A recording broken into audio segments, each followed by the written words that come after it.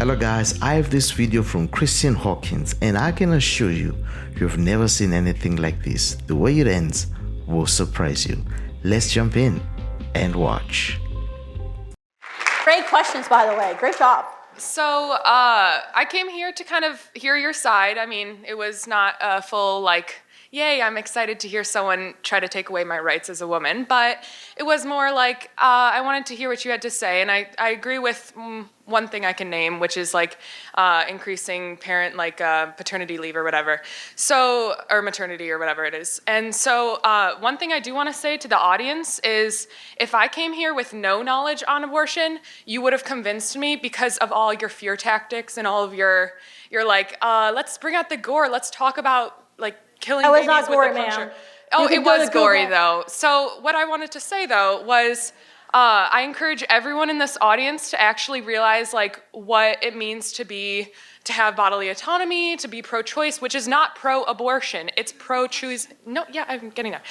It's pro-choosing the right to have an abortion if you feel that's necessary. So I want to ask the question: what makes you qualified to tell everyone here that abortion is so bad and it should be illegal when?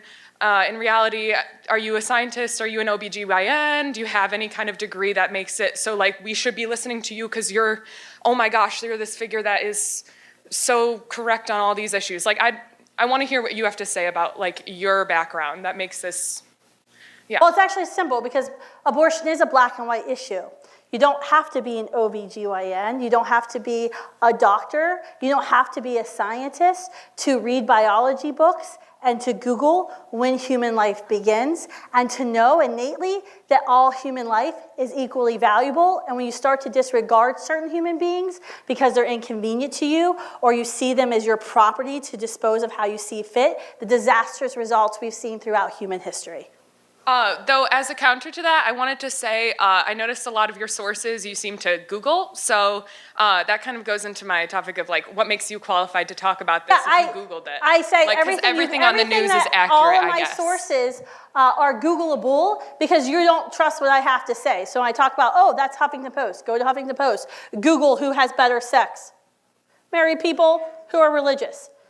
If you want to know the medical studies that I cited, go to pubnet.gov.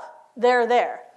If you want to know what a fetus is, go to Google because dictionary.com pops right up and tells you a fetus is a human being and a member of our species. But it's actually very simple in the pro-life movement because what is abortion? What does it do? What does abortion do, ma'am? It allows women to have the right to choose to move on with their lives and not have to What happens during an abortion? have a baby. What happens during an abortion? A clump of cells is taken out of the woman's body.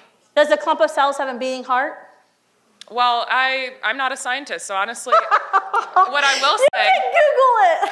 Yeah, okay, so everything on the internet is correct? I'm confused as to... This is sarcasm, by the way. You know, I've noticed that everyone who is for abortion has already been born.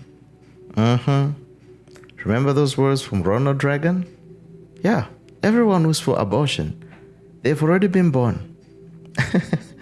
Yeah, and all I can say, ladies and gentlemen, this is a child. They act like a child. They speak like a child. They look like a child. And the fact that they're on college campus is ridiculous. And even worse, because they can vote. Literally. She's the poster child of someone raised entirely in front of a computer. How sad. How sad. Well, let's continue watching. Ask any abortionist. Ask any abortionist. Okay. Ask any abortionist if the fetus they dismembered or they sucked out of existence or they induced a heart attack had a beating heart. They will tell you yes.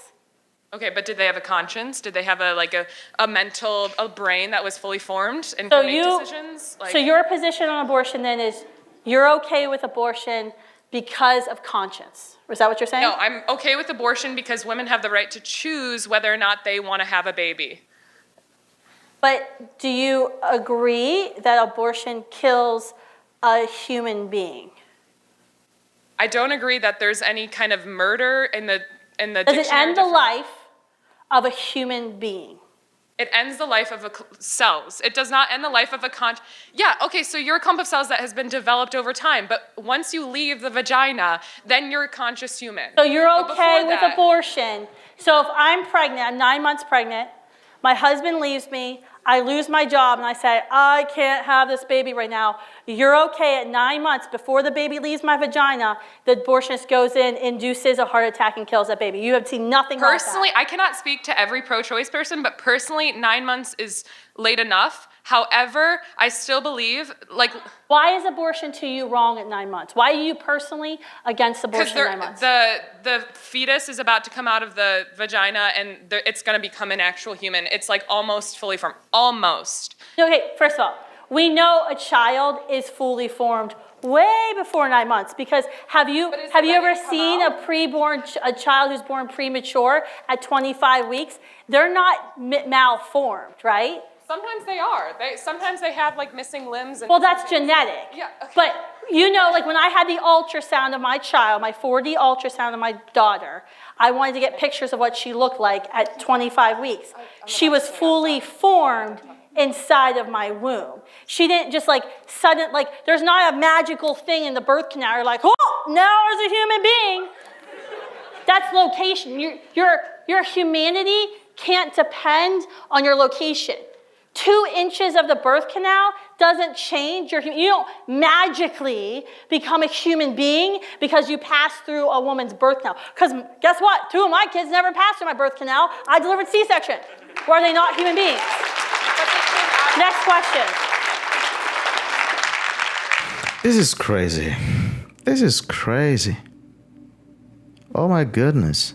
And the biggest issue I see among today's generation, such as that lady there, is that their whole existence is based around themselves.